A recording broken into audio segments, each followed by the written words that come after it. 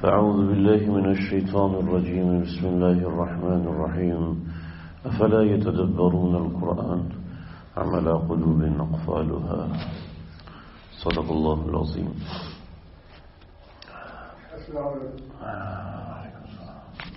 نبی اکرم صلی اللہ علیہ وسلم دنیا میں تشریف لائے، آپ کی بعثت ہوئی، پیغمبر بنا دیے گئے، تو آپ علیہ الصلوۃ والسلام نے جن چیزوں کو اپنا مشن بنایا تو ان مشن کے حوالے سے میں بات ذکر کر رہا تھا.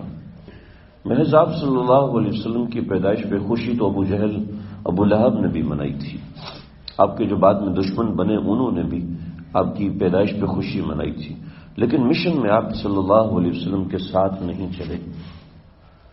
نبی علیہ الصلوۃ والسلام کی دنیا کی آمد پر ہم لوگ بھی خوشی مناتے ہیں، ہم لوگ بھی اپنی خوشی کا اظہار کرتے ہیں کہ آپ صلی اللہ علیہ وسلم کی زندگی کا ذکر کرتے ہیں، آپ علیہ السلام سے محبت کا اظہار کرتے ہیں.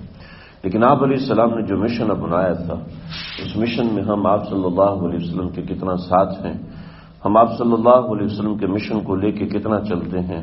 یہ مشن کوئی تحریک نہیں ہے، یہ نہیں کہ آپ فلاں جماعت کے اندر اپنے رجسٹریشن کرا لیجئے اور فلاں جماعت کو آپ اتنا چندہ دیا کریں اور فلاں جماعت میں آپ اتنے پیسے ڈالا کریں. یہ کچھ نہیں ہے، یہ مشن نہیں. جو آپ علیہ الصلوۃ والسلام مقاصد لے کر آئے تھے، جو آپ کے آنے کا ایک مقصد تھا، اس مقصد کو میں کتنا پورا کر رہا ہوں، یہ آپ صلی اللہ علیہ وسلم کے مشن میں سے ہے. وہ دیکھیں کہ ہم اس مشن میں سے کسی مشن پر ہیں، مسکام میں سے کسی کام پر ہیں، ہم نے وہ کاز کتنا اپنایا، یا بس ہم اپنی فیملی لائف گزار رہے ہیں، ایک زندگی گزار رہے ہیں، بیوی بچوں کے ساتھ خوش ہیں، ان کو کما کے لا کے دے رہے ہیں، کبھی اونچ نیچ ہو جاتی ہے، اس کو صلح صفائی کرنے میں پورا، بس یہ ایک زندگی ہے. کہ یہ زندگی، یہ تو کافر کی زندگی بھی ہے، ایک مشرک اور فاسق کی زندگی بھی ہے، ایک ہندو بھی یہی زندگی گزار رہا ہے. اگر ایک مسلمان بھی یہی زندگی گزار رہا ہے تو اس میں اور ایک عام کافر میں کیا فرق ہے؟ عمل کے اعتبار، عقیدے کے اعتبار سے عقیدے کے اعتبار سے الحمدللہ ہم مسلمان، وہ کفر کا عقیدہ رکھتے ہیں، وہ ایک الگ زندگی. لیکن عمل کے اعتبار سے میرے اندر روزی کمان تو بھینس بھی کما رہی ہے، اپنی روزی دودھ دے کے روزی کما رہی ہے، ہم بھی جاب کر کے اپنی سروسز دے کے اگر ہم پیسے کما رہے ہیں تو میرے اور اس میں کیا ایک فرق ہے؟ ایک لائف اسٹائل کا فرق ہے بس. نہیں، ایک مشن تھا آپ علیہ الصلوۃ والسلام کا. اسی کے حوالے سے میں نے ایک آیت آپ حضرات کے سامنے پڑھی ہے قرآن کے اندر سے، افلا یتدبرون القرآن ام علی قلوب اقفالها. جیسے ہمارے گھر کے باہر ایک لاک ہوتا ہے، اس لاک کو عربی میں قفل کہتے ہیں، اور اگر قفل ایک گھر کے اندر ایک دکان کے اندر جویلری رکھی ہے اور ڈائمنڈز رکھے ہیں، اس کے اندر یہ مسجد والے لاک نہیں لگتے. ہمارے گھر کے اندر لگنے والا جاپنیز یا چائنا کا لاک نہیں لگتا. اس کے اندر سیکورٹی سسٹمز آتے ہیں، سیکورٹی الارمز آتے ہیں، سینسر لگے ہوتے ہیں دروازوں کے اندر. دیکھنے میں عام دروازہ ہے، آپ اس کو ہاتھ لگائیں گے سینسر ہوگا، آپ کا فنگر پرنٹ دیکھا جائے گا، اور وہ کیمروں سے اٹیچ ہوتے ہیں. اس میں 85 چیزیں ہوتی ہیں، لاکھوں روپے کے سیکورٹی سسٹمز لگتے ہیں، اور وہ پھر سیکورٹی سسٹم کام کرتے ہیں. تو وہ کہتے ہیں جی ہم نے لاک سسٹم لگایا ہوا ہے. اللہ فرما رہے افلا یتدبرون القرآن ام علی قلوب اقفالها. یہ تدبر کریں گے، قرآن مجید کو سمجھیں گے، تب تو یہ کام کے ہیں، ورنہ ان کے دلوں پر بھی لاک لگا ہوا ہے. افلا یتدبرون القرآن ام علی قلوب. اگر ہمیں قرآن پڑھنا ہی نہیں آتا تو آگے تدبر کیسے؟ تدبر کیا ہوتا ہے؟ مطلب کسی کو سمجھنا، کسی چیز کو سمجھنا. بھائی اس کو سمجھو تو صحیح، پھر آگے چلو. کہتے ہیں نا آپ گاڑی سیکھ رہے ہو، سمجھو تو نہیں کہ گیئر سسٹم کیا ہے. ایسے ہی قرآن مجید کا میں تدبر کرنے کا مطلب ہے قرآن کو سمجھو تو صحیح.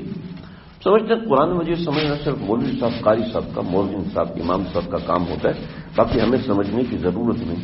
اور کیوں یہ بڑا مشکل کام ہے، ہماری فیلڈ نہیں ہے. ایسا نہیں، یہ ہر مسلمان کی فیلڈ ہے.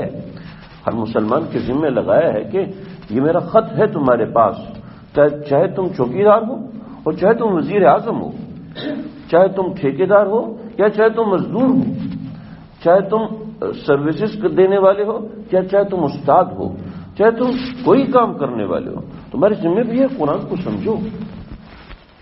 قرآن کو سمجھیے، ہمیں ترجمہ نہیں آتا، یہ سارے ایکسکیوزز ہیں، ایسے بلا وجہ کی باتیں ہیں۔ سمجھنے کی انسان کوشش کرے تو بہت کچھ سمجھ سکتا ہے۔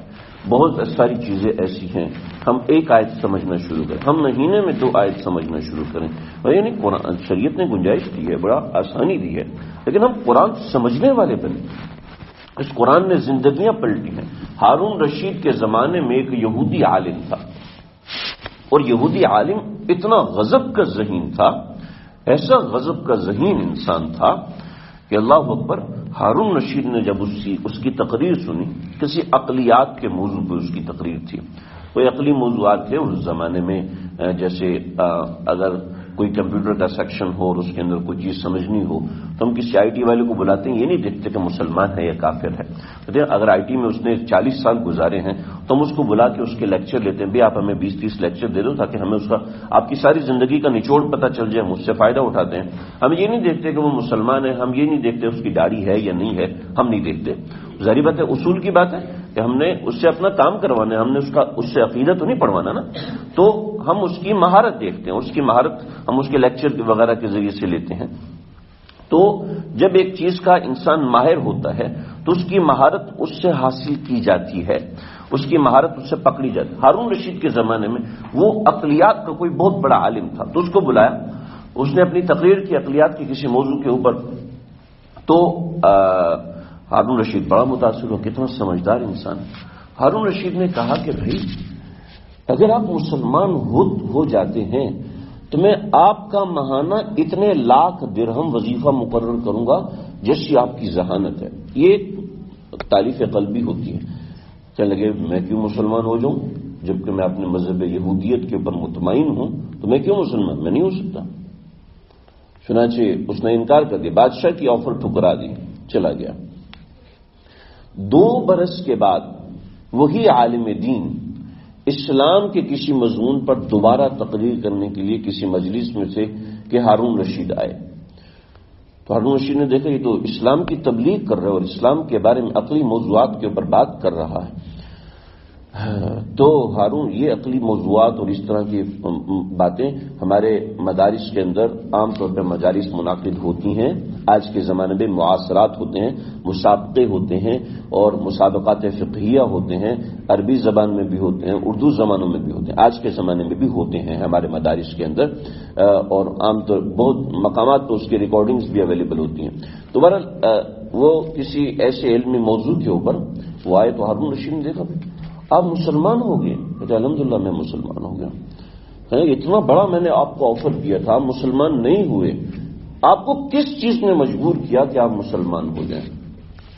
کہنے لگے مسئلہ یہ ہے کہ میں چونکہ ایک پڑھا لکھا آدمی ہوں تو نکمے لوگ تو میرے ساتھ چل نہیں سکتے، اور دائیں بائیں عام طور پہ ہوتے لوگ نکمے ہیں، تو میں نے جو کام کرنا شروع کیا تو جو عہدوں پہ لوگ تھے انہوں نے مجھے بھگا دیا، اب میرا روزگار نہ رہا تو میں نے ایسا کیا کہ جو عیسائیوں کی کتاب تھی اس کی ایک تفسیر لکھی اور اس کے اندر تحریفات کی اور اس میں تبدیلیاں کی، اور تبدیلیاں کرنے کے بعد عیسائیوں کے پاس لے کے گیا تو بڑے خوش ہوئے اور مجھے بڑا انعام و اکرام دیا کہ بھی آپ نے ہماری کتاب کی ایسی تشریح کی ہے اور اس میں ایسی ایسی باتیں نکالی، لہذا جب ان کا اکرام ملا تو میں ان کی کتابیں چھاپتا رہا اور کچھ عرصے تک کام کیا، پھر میں اس سے تھک گیا۔ میں نے کہا اب یہودیوں کو چیک کرتے ہیں کہ ان کی کتابوں کا جو مال ہے اس میں تحریف و تبدل کیا جائے تو کیا معاملات ہیں۔ چنانچہ میں نے وہاں کیا، وہاں بھی مجھے یہی رسپانس ملا۔ پھر اس کے بعد میں نے ہندوؤں کی وید اٹھائی اور دیگر کتابیں اٹھائیں اور اس میں اپنی مرضی سے تحریفات کرنا شروع کی۔ جو ہندو مت اس زمانے کا مذہب تھا اور جو بدھسٹ قسم کے لوگ تھے اس زمانے میں، ہندو مذہب بہت پرانا ہے، تو میں نے بدھسٹ کی کتابیں اٹھائیں اور میں نے اس میں کام کیا، وہاں بھی مجھے بڑی آؤ بھگت ہوئی، بڑا میں نے کہا میں مسلمانوں کی کتاب کو ٹچ کرتا ہوں۔ چنانچہ اس نے قرآن مجید کو لیا اور اس میں اپنی مرضی کی تبدیلیاں اور اس نوعیت کی کیا ہوا ہوگا اس کے ساتھ جی؟ آپ لوگ، ہم لوگ، کوئی کچا مسلمان بھی ہے، کوئی بے عمل مسلمان قرآن کی تبدیلی برداشت نہیں کرتا۔ کہنے لگا انہوں نے میری آؤ بھگت کی جوتوں کے ساتھ، تو میں سمجھ گیا کہ ان کی کتاب میں تبدیلی نہیں ہو سکتی، لہذا سمجھ میں آ گیا کہ یہ قرآن ویسے ہی ہے جیسے اللہ نے نازل فرمایا تھا، اور دیگر کتابیں ویسی نہیں رہیں، لوگوں کی تبدیلیاں آ گئیں، جیسے میں نے تبدیلی کی ایسے کسی اور نے بھی کی ہوگی، اور قرآن کے اندر میں نے تبدیلی کرنا چاہی تو کسی اور نے تبدیلی ہونے نہ دی۔ حجاج بن یوسف 1,20,000 انسانوں کو جس نے قتل کیا اپنے ہاتھ سے، جنگوں میں جو مارے گئے وہ بات کی، جو اپنے ہاتھ سے قتل کیے 1,20,000 انسان، کوئی ایک قتل کر دیتا زندگی بھر پچھتاتا رہتا ہے، اور کسی سے ایکسیڈنٹ ہو کے کتا مارا جاتا تو پریشان رہتا ہے، یار یہ کیا میں نے کر دیا، بلی ماری جاتی ہے پریشان۔ 1,20,000 انسان اپنے ہاتھ سے مار دیے۔ وہ حجاج بن یوسف کے پاس قبیلہ آیا، وہ قبیلہ قرآن میں قصہ ہے حضرت موسیٰ اور حضرت خضر علیہ السلام کا، اور حضرت موسیٰ اور حضرت خضر علیہ السلام کے قصے میں ایک جگہ یہ دونوں پہنچے ہیں، اور انہوں نے کہا بھی ہم دونوں بھوکے ہیں، ہمیں کھانا کھلاؤ۔ تو قرآن میں فَأَبَوْا أَن يُضَيِّفُوهُمَا، فَأَبَوْا کا مطلب ہے انہوں نے انکار کیا کہ ہم تمہیں کھانا نہیں کھلائیں گے۔ تو وہ قبیلے والے آئے، حجاج ابن یوسف قرآن مجید پہ اعراب لگوا رہا تھا، قرآن مجید پہ پہلے اعراب نہیں تھے، تو وہ کہنے لگے دیکھو ہمارا قبیلہ قیامت تک بدنام ہو جائے گا، آپ اتنا اتنا پیسہ لے لو، اتنا اتنا مال لے لو، یہاں پر ہے فَأَبَوْا با کے اوپر زبر ہے تو اس کو پیش کر دو بس، فَأَبُوا أَن يُضَيِّفُوهُمَا، ابو کا مطلب ہے قبول کیا، ٹھیک ہے، تو یہ تبدیلی کر دو۔ حجاج ابن یوسف نے کہا کہ قرآن مجید میں ایک زبر کو پیش بنانے کے لیے ساری دنیا بھی سونے کی لا کے دے دو گے تو میں نہیں کر سکتا، میں نہیں کروں گا، یعنی ایک زبر اور پیش میں تبدیلی نہیں ہوئی، اتنا مضبوط ہے ہمارا قرآن۔ یہ قرآن مجید حضرت عمر رضی اللہ عنہ دنیا کا سب سے بڑا گناہ کرنے جا رہے ہیں، آج دنیا کا وہ بڑا گناہ کوئی بھی نہیں کر سکتا، کوئی مائی کا لال نہیں کر سکتا وہ بڑا گناہ۔ یہ جنہوں نے گستاخی کی ہے، فرانس والوں نے گستاخی، وہ گستاخی کر کے اتنا بڑا گناہ نہیں کر سکے جو حضرت عمر کرنے جا رہے تھے۔ یعنی دنیا کا سب سے بڑا گناہ ہے کسی نبی کو قتل کرنا، گستاخی اس کے بعد آتا ہے، گستاخی شرک سے بڑا گناہ ہے گستاخی، لیکن گستاخی اس کے بھی بعد آتا ہے کسی نبی کو قتل کرنا۔ حضرت عمر رضی اللہ عنہ تلوار لے کے جا رہے ہیں، اور شقاوت قلبی اتنی ہے، اندر کی شقاوت اتنی، اور اوپر کی شقاوت ہے کہ کفر کیا ہوا ہے، شقاوت اندر کی شقاوت اتنی بڑی ہے کہ نبی کو قتل کرنے کے گناہ پر آمادہ ہیں، اور اوپر کی شقاوت کے کفر ہے، ظاہر میں بھی شقی ہیں، بدبختی ہے، اندر میں بھی بدبختی بھری ہوئی ہے۔ اس سے بڑا گناہ کائنات میں ہو نہیں سکتا جتنا بڑا گناہ کرنے گئے ہیں۔ طٰہٰ مَا أَنزَلْنَا عَلَيْكَ الْقُرْآنَ لِتَشْقَىٰ إِلَّا تَذْكِرَةً لِمَن يَخْشَىٰ تَنزِيلًا مِّمَّن خَلَقَ الْأَرْضَ وَالسَّمَاوَاتِ الْعُلَىٰ الرحمن علی العرش استوى، وہیں گھٹنوں کے بل نیچے گر، اوئے ہوئے ہوئے ہوئے۔ یہ کیا کہ قرآن نے اندر کی شقاوت بھی نکال دی، باہر کی شقاوت بھی نکال دی، اور اسی طریقے سے سمجھ ہی نہیں آ رہی کہ کیا ہو رہا میرے ساتھ، کوئی کھینچے لیے جاتا ہے خود جیب و گریباں سے، مجھے نہ میں دیوانہ ہوں اصغر، نہ مجھ کو ذوق اور یعنی، کوئی کھینچے لیے جاتا ہے خود جیب و گریباں سے مجھے۔ تو قرآن ایسی چیز ہے جو اندر کو ہلا کے رکھ دیتی ہے، اندر کو بدلی کر کے رکھ دیتی ہے۔ مالک بن دینار رحمۃ اللہ علیہ پوری رات گزر گئی ایک لڑکی کے ساتھ بیٹھے ہوئے گپے مار رہے ہیں، اور جب ایسا معاملہ تو رات گزرنے کا پتہ ہی نہیں چلتا۔ جب مؤذن نے اذان دی تھی، انسیتہ، یہ بھول تو نہیں گیا، ابھی تو عشاء کی نماز ہوئی تھی تو اس نے فجر کی اذان دے دی۔ کہنے لگے کہ نہیں فجر ہو گئی ہے۔ اوہ یہ کیا، میں نے تو سنا تھا کہ جب دل غافل ہو جاتا ہے تو پھر راتیں ایسے گزرتی ہیں، قرآن سے سنا تھا۔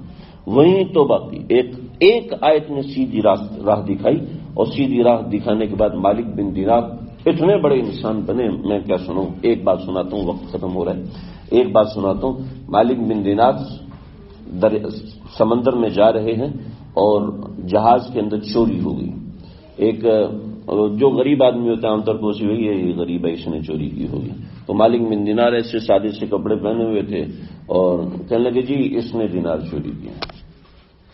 تو مالک بن دینار رحمۃ اللہ نے عرشے پہ دیکھا، کہتے اے رک جا، جہاز وہیں سمندر میں رک گیا اور چاروں طرف سے مچھلیوں نے گھیر لیا. کہا مچھلیوں اس کا دینار لے کر آؤ. دینار لے کر آئے کہ یہ لو دینار، آج کے بعد کسی طالب علم کو، قرآن کے طالب علم کو تانا نہ دینا. اور جہاز سے اترے اور پانی کے اوپر چلتے چلتے چلتے ساحل کی طرف چلے گئے. یعنی قرآن نے ایسی زندگی بدلی. یہ تو کبھی کبھی ظاہر ہوتا ہے، ورنہ ہر وقت یہ چیزیں ظاہر نہیں ہوتی. تو قرآن ایسی زندگی بدلی کرتا ہے. میری آپ کی زندگی کیوں بدلی نہیں کرتا؟ صرف اس لیے کہ ہم قرآن پہ سوچ غور و فکر نہیں کرتے. ہم بھی غور و فکر کریں تو یہ قرآن اندر بدلتا ہے، اندر ایک تباہی لے کے آتا، اندر ایک آگ لگا دیتا ہے قرآن مجید. تو کر کے دیکھ لیں، میں ہوائی باتیں نہیں کر رہا، کر کے دیکھ لیں. عام ترجمے ملتے ہیں، کسی عالم دین کا صحیح ترجمہ، کسی عالم دین سے پوچھ لیں کہ صحیح ترجمہ کون سا ہے، اس ترجمے کو پڑھنا شروع کرتے. جہاں مشکل ہو، کہیں تکلیف ہو، کسی عالم دین کے پاس یہ آیت مجھے سمجھ میں نہیں آ رہی، آپ مجھے سمجھا دیں، اس کے حوالے سے چیزیں سمجھیں. لیکن قرآن سے اپنا دل لگائیں. مہینے میں 1 رکوع پڑھ لیں، 1 ہفتے میں 2 آیات پڑھ لیں، 1 دن میں 1 آیت پڑھ لیں، لیکن سمجھ کے پڑھنے کی کوشش کریں. اپنا تعلق بنائیں. آپ کی زندگی میں قرآن انقلاب ضرور لے کر آئے گا. اللہ سمجھ